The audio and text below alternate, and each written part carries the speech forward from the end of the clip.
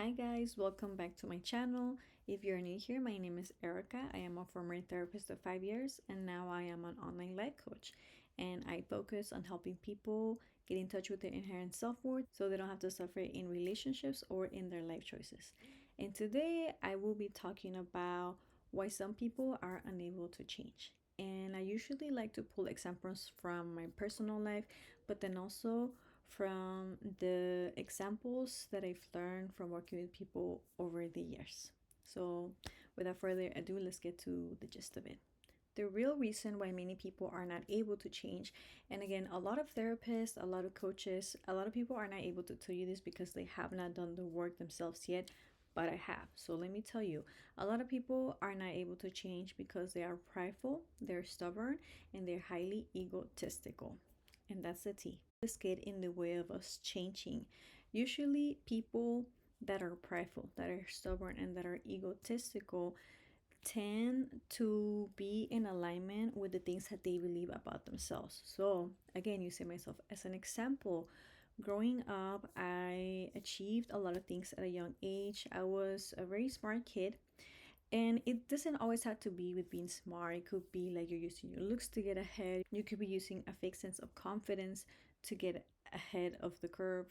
But in my case, it was my brains. I went through college. I got my master's degree by age 25.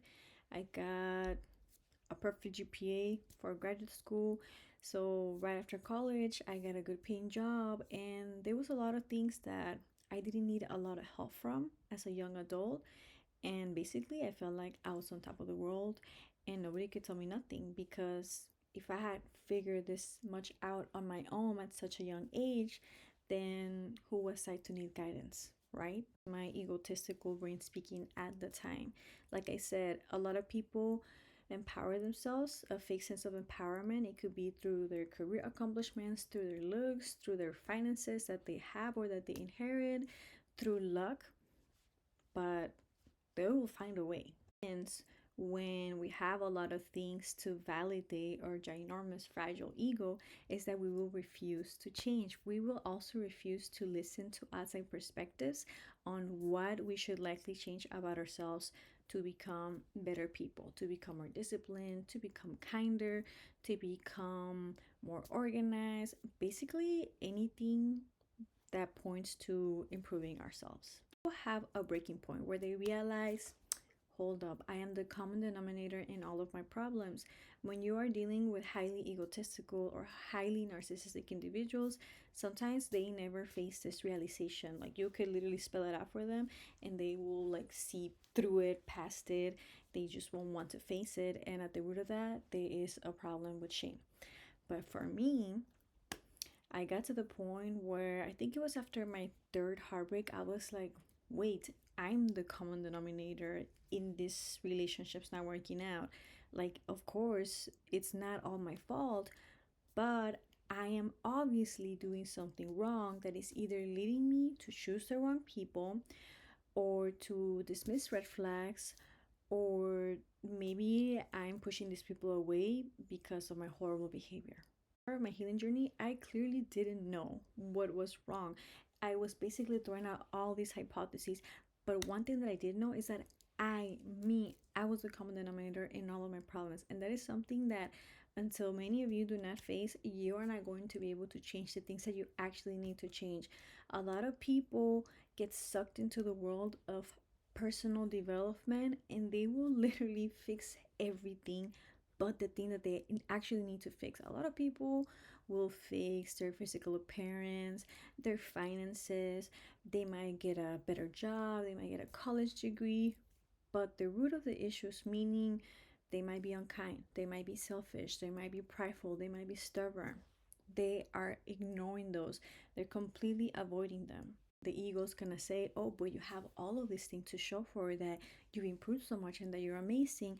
It's gonna continue to keep you stuck until you face it straight on and you basically take a hard look in the mirror and say, I'm the problem. I'm the common denominator in these problems.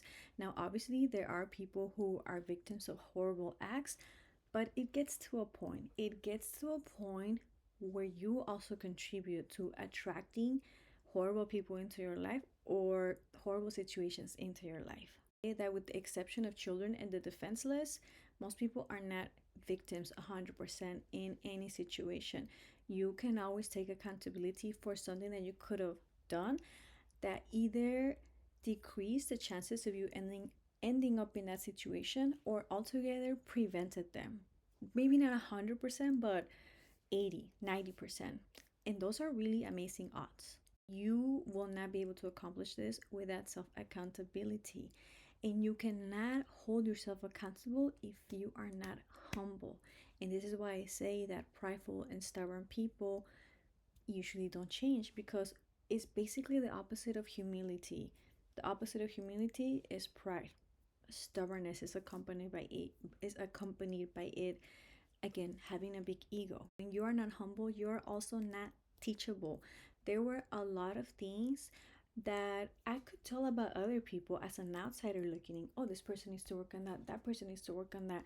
But when it comes to ourselves, it is very difficult to be objective. Is it possible? Yes, but it's usually not immediate. Sometimes there's a delay response. Sometimes we need a few hours, a few consequences, a few moments to realize. And that's why they say hindsight is 2020. Why you need humility to be open to others' feedback, to be teachable, to learn from others that are telling you, hey, you think that you are kind, but you tend to be very rude to servers, or you tend to be very passive aggressive in our communication, and that hurts my feelings. If you say, that couldn't be me, I'm just such a nice person, how the heck do you expect to improve as a person if you are not even capable of hearing feedback from people who care about you, who can be objective about you? How do you think you are ever going to get from A to B? It's not possible. It's you're lying to yourself, and you are likely just working on all of the surface level stuff that again is giving the appearance that you are working on yourself and that you're improving as a person, but the root of the issue is there. It's there, and it's not going nowhere. It's usually the thing that we have been told for years that is the problem that is actually the problem. Usually, we just don't like the people that we're hearing it from. When I think about what were the recurrent themes, like passive aggressive was one of them. My mom, my dad, my siblings, my previous partners would mention that, and I was like, me? Passive aggressive? No, I'm a direct communicator. I'm a great communicator. And mind you, when I finally got to that point that I was like, I need to take a hard look in the mirror to, if I really want to change, guess what showed up in the mirror? I was passive aggressive. Until I was able to accept that for what it was, no ifs and buts or excuses, I was not going to be able to change it. You cannot change a problem that you don't even acknowledge is there. It's like solve a math problem, but like you don't even know the numbers. How? It's not gonna happen. You're gonna solve some problem, but like you're gonna make up the problem. It's not gonna be the problem that needs to be solved. There's so many things that I managed to change by being willing to take the hard look in the mirror, by being willing to consider what others said to me as, hey, I observe this as a problem. I observe this as a repeating pattern into your life. And by me taking again that objective look in the mirror and seeing what are my patterns? What are my patterns telling me about me? Usually, a simple way to know, like, what are your problems? What are the things that you need to work on? Look at your repertoire. Look at your exes. What do they all have in common? We are very quick to criticize and to say my ex was a narcissist, my ex was egocentric. Why did you date a bunch of people who were full of themselves, who were narcissistic, who were egocentric? Don't you think that says something about you? All of my exes were pushovers. They didn't have a backbone. I needed someone who can stand up for themselves. Why did you think that you only dated pushovers and people pleasers? Don't you think that says something about you? Seeking power, perhaps? Maybe being the opposite, the polar opposite of a pushover, of a people pleaser, which is usually someone who is abusive and controlling. We don't trust people who have been in some form of therapy or um, self help improvement journey, and I don't see a lot of change. Usually, that is code for either narcissist or a lot of narcissistic tendencies, meaning a big but fragile ego. What do you mean you've been on this therapy journey for 5, 10 years and you've only managed to change this much? You just need to be objective about this and look at things for what they are. And it's not the end of the world. Like, once you can accept this, it becomes 100 times easier to change. Trust me, I have managed to change things about myself that I never thought possible. I have shared in my previous video that I'm someone who grew up with a very disturbed childhood. You could say a traumatic childhood. And growing up, I remember having this thought of like, I wonder what type of person I would be like if I hadn't gone through all of that trauma. Like, who would Erica be if she just had like a loving home, healthy parenting, healthy sibling relationships? Like, what would she be like? And I always thought of that as like a dream, as something that I would never discover. But here I am. I would say that my relationship with my parents is as loving as it has ever been.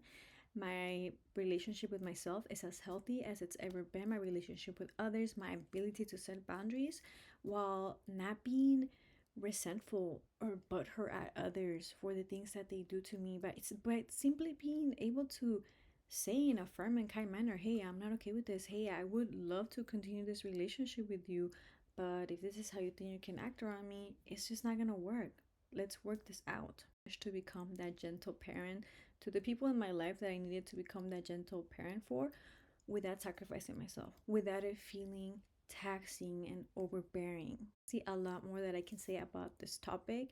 So if you found this helpful and you want to know more, feel free to drop your questions so that I can elaborate. But for now, I thought this would be something amazing to share.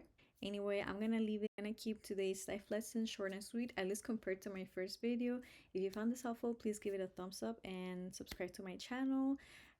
I'm gonna link my TikTok and my Instagram down in the bio, as well as my website. I have a lot more videos, some shorter, some longer, on Instagram versus TikTok. But honestly, it's all kinds of topics, and I'm new to YouTube, so this is kind of my intro to YouTube.